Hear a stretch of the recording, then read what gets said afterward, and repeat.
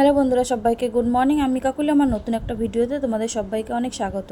তো সকালবেলা ঘুম থেকে উঠে চা খাতে বসেছিলাম, তখনই মাছালা দাদা এসেছিলো, তো ডাকছিল। তো যে দেখলাম কি কি মাছ আছে, এই শাইটিং মাছ, লোটে মাছ, আর হচ্ছে রুই মাছ আর ইলিশ মাছ ছিল। তো সেগুলো ব্যাগের মধ্যে ছিল, সেগুলো আর দেখায়নি। এই লোটে মাছ আর ইয়েটা মাছ নিয়েছি, শাইটিং মাছ নিয়েছি, সরি শাইটিং মাছটা নিয়েছি। লোটে মাছটা অতটা ভালো ছিল না, নাহলে লোটে মাছটাই নিতাম। তো মাছ টাছ নিয়ে ঘরে চলে এসেছি। আসার পরে হচ্ছে কালকের ভাত ছিল, তোমাদের দাদাভাইকে বললাম যে একটু আলু কাটতে। আর হচ্ছে আজকে কাজে যাইনি, আমি বাড়িতেই আছি। ওই আরজি কলেজে মেয়েটা মারা গেছে, ওর জন্য নাকি বন রেখেছে 12 ঘন্টা, তাই জন্য ট্রেন মেন ঠিক করে চলবে কি না সেই ভয়তেই বেরোয়নি, যে এতটা দূর তো যদি না চলে তাহলে আবার কি করে ফিরে আসবো, সেই ভয়ে যায়নি। তো সত্যি একটা দুঃখের বিষয়, মেয়েটা এত ভালো মেয়ে, এত কষ্ট করে পড়াশোনা শিখিয়েছে, মা বাবা একটা জায়গায় দাঁড় করিয়ে দিয়েছে, সেখান থেকে ওরা মানে একদম এক ঝাটকাই নিচে ফেলে দিল। মানে একটা মেয়ে, একটা সন্তান চলে যাওয়া মানে কতটা যে কষ্টে, সেটা একমাত্র সে মাই জানে।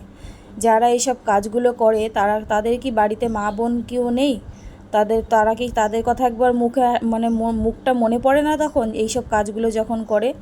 দেশবাসী সবাই কান্নাকাটিতে মানে হাউমাউ করে কাঁদছে মেয়েটার জন্য। এত একটা ভালো মেয়ে এইভাবে চলে যেতে হলো মাঝপথে। তো কি করব বলো, দেখো এখন চলছে, আবার দুদিন পরে সবার শান্ত হয়ে যাবে, সব ভুলে যাবে। এইসব মানুষদেরকে এমন শাস্তি দেওয়া উচিত যাতে এইসব কথা করার কথা মানে চিন্তা করলেও এদের বুকটা কাঁপে, এরকম শাস্তি দেওয়াই উচিত। তাহলে যাতে এদের শিক্ষা হয় যে না, এইসব করবো না, এসব করলে এত বড় শাস্তি হবে।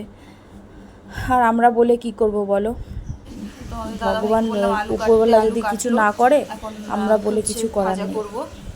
নটার জল এসে যারা প্রশাসন চালাচ্ছে তাদের তো এসব করা উচিত। পরশুদিনের ভাত রয়েছে, জল তারপরে দেওয়া। চলে আসলাম রান্নাঘরে। কালকের ভাত এদিকে রয়েছে, কালকের অনেক ভাত রয়েছে। তোমাদের দাদাভাইকে বলেছিলাম আলু কাটতে, ও আলু কাটছে। আর তোমাদের দাদাভাইকে চিংড়ি মাছ করে একদিন খাইয়েছিলাম ভাপা, ওর ওটাই মুখে খুব টেস্ট লেগেছে। এখনই মানে চিংড়ি মাছ দেখলেই নিয়ে আসবে আর বলবে ওরকম ভাপা করে দাও। আর আমি নিয়েছিলাম শাইটিং মাছ, সেটাকেই ধুয়ে রেখেছি পরিষ্কার করে, দু রকম মাছই ধুয়েছি। জানি না কোনটা করব, দেখি। আর চিংড়ি মাছের এটা করে খাইয়েছি তোমার দাদাভাইয়ের, মানে মুখে লেগে গেছে। হলুদ মাখাবো এখন যখনই চিংড়ি মাছ নেওয়া হয় তখনই এরকমই করতে বলে। যেখান থেকে ভিডিওটা দেখছো যদি ভালো লাগে তাহলে ছোট্ট চলো, একটা লাইক তোমরা দিয়ে কোনোদিন দেবে। একদিন যদি চলে আমার এসে পেজে তোমাদেরকেও নতুন হয়ে থাকো খাওয়াবো, তাহলে পেজটা ফলো করে তোমাদেরও দেবে। ভালো লাগবে আর খেতে। যদি আমার ইউটিউব চ্যানেল থেকে দেখো, ইউটিউব চ্যানেলটা সাবস্ক্রাইব করে খুব নোংরা হয়েছিল, তো সেগুলো তারপরে দেখো মশলার কৌটোগুলো অনেক নোংরা হয়েছিল, অনেক দিন ধরে ভাবছিলাম ধোবো, সেগুলো আর ধোয়া হচ্ছিল না। তো আজকে যেহেতু বাড়িতে ছিলাম, এই জন্য ভাবলাম যে মশলার কৌটোগুলো একটুখানি ধুয়ে দিই। তো এই জন্য সব কিছু ধুয়ে ওখানটায় রোদ এসে সিঁড়িটার সামনে, তো এখানটায় একটুখানি রোদে দিয়ে রেখেছি।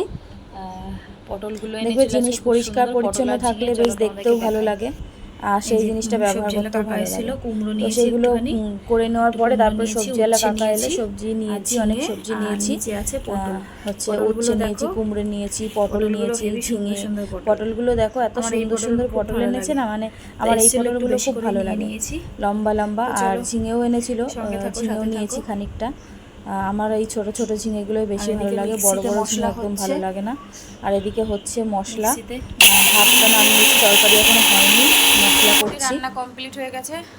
অনেকদিন তো বিছানা চাদরটা চেঞ্জ করা হয় না, তো এই জন্য আজকে বিছানা চাদরটা চেঞ্জ করবো। সকালবেলা ছেলেদের স্কুলে জামা কাপড় সব ধুয়ে দিয়ে এসেছি, আর মাথায় একটু তেল দিলাম। অনেকদিন মাথায় তেল দিই না, তো এই জন্য তেল দিলাম যে স্নান করার সময় শ্যাম্পু করে নেবো। তো মাথাটাও যন্ত্রণা করছিল, ভাল লাগছিল না। তো চলো বিছানা চাদরটা চেঞ্জ করি, আর রান্নাবান্না পরে একবার স্নান করেই দেখাবো, শেয়ার করব। আর দুই ছেলে তো গেছে স্কুলে। তো চলো, সঙ্গে থাকো, সাথে থাকো, ভিডিওটা দেখতে থাকো, পরে আসি। তো ঘড়িতে বাজে 2:45, এখন এইমাত্র স্নান করে আসলাম, সব কাজকর্ম সেরে। তো চলো তোমাদেরকে এক ঝলক দেখিয়ে দিই। তো দেখো বিছানার চাদর মাদর সব চেঞ্জ করে নিয়েছি, আর এইখানটার হাল আর বলার মতো না। আমার জামা কাপড় সব আমি রাখতাম এখানে, আমার বড় ছেলে কি করেছে, এইটা এখানে উঠিয়ে দিয়ে আমার জামা কাপড় রাখতে এখন ভীষণ অসুবিধা।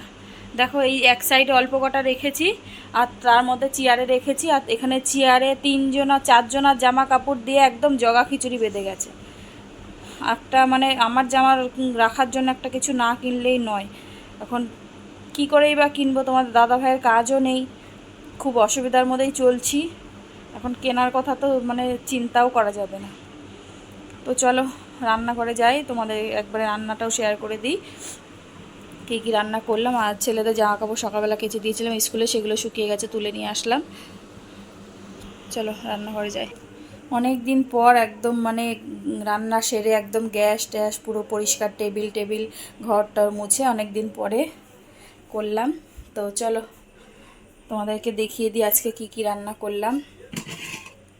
এই যে ভাত করে নিয়েছি, আর করেছি হচ্ছে উচ্ছে ভাজা। আজকে আলু দিইনি, প্লেন উচ্ছে ভাজা করেছি, দেশি উচ্ছে ছিল।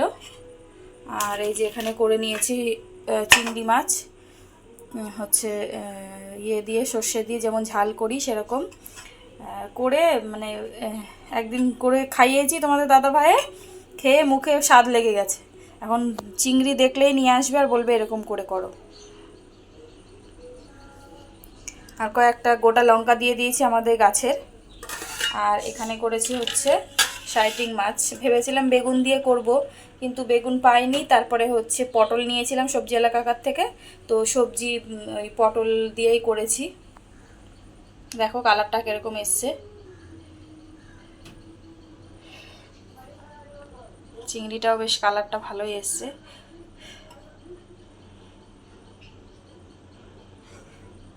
তো চলো, ছেলেরা তো স্কুলে গেছে, ওদের আস্তে আস্তে অনেক দেরি আছে।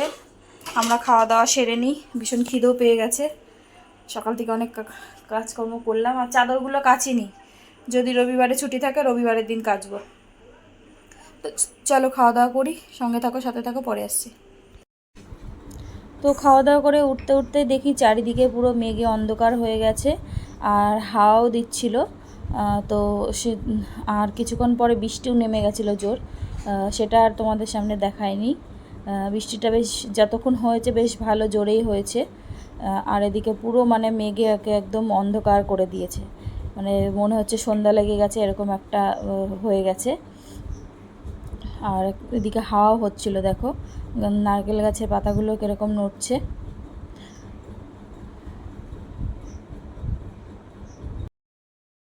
হ্যালো বন্ধুরা, সবাইকে শুভ সন্ধ্যা। তো দুপুরে খাওয়া দাওয়ার পরে একটু শুয়েই ছিলাম, মানে ঘুমোই আননি, ফোন দেখছিলাম।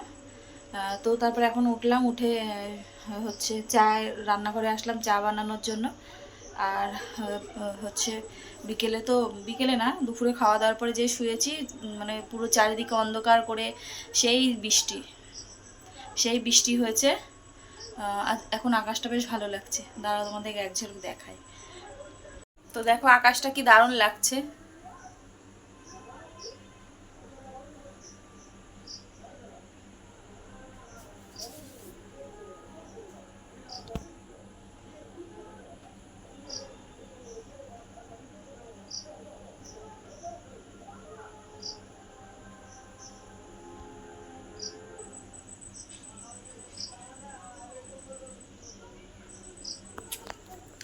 আর এদিকে দেখো চা বানিয়ে নিয়েছি। বড় ছেলে আর ছোটো ছেলে এই একটু আগে, বড় ছেলে একটু আগে খেয়েছি, আর ছোটো ছেলে এখন ভাত নিয়ে গেল, সেই স্কুলে খেয়ে এসছে। তো বলছে খিদে পেয়ে গেছে, তো ভাত দাও, তো ওদেরকে ভাত দিয়ে দিলাম। আর এই যে তোমাদের দাদা ভাইয়ের আর আমার জন্য চা বানিয়ে নিয়েছি, আর নিয়ে আসলাম হচ্ছে চপ। তো চলো চাটা ছেঁকি।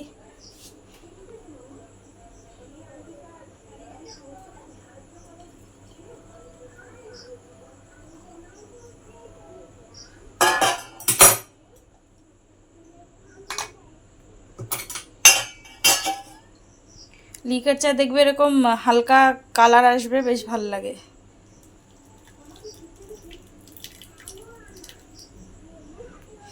বেশি কালো কালো কুটকুটে কালো বেশ ভালো লাগে না, হালকা হালকা কালার আসবে, দেখতেও ভালো লাগে।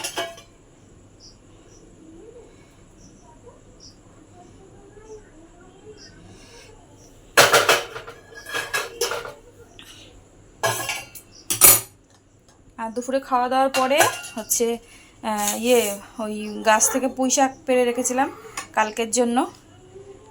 কালকে হচ্ছে একটুখানি পুঁই শাক করবো। এই যে পুঁই শাক কেটে রেখেছি, পরে মানে গাছ থেকে কেটে রেখেছি, পরে কেটে রাখবো রাত্রেবেলা, তাহলে তাড়াতাড়ি হয়ে যাবে। তো চলো খাওয়া দাওয়া করি, সন্ধ্যার টিফিন করি, করে তারপরে আসছি, সঙ্গে থাকো। হ্যালো বন্ধুরা, তো আবার অনেকক্ষণ পরে এলাম। এখন বাজে হচ্ছে প্রায় 11টা বাজতে 5 মিনিট বাকি। এবার তো খাওয়া দাওয়া করে উঠলাম। সন্ধ্যাবেলা তো ছেলেরা খাওয়া হয়ে গেছে, এখন আমি আর তোমাদের দাদাভাই খাওয়া দাওয়া করলাম। দুপুরে যা রান্না ছিল ওই হয়ে গেছে, রাতে কিছু করিনি। তো চলো আজকের মতো ভিডিওটা এখানেই শেষ করছি। সবাই ভালো থেকো, সুস্থ থেকো, আগামীকাল নতুন একটা ভিডিওর সাথে দেখা হচ্ছে।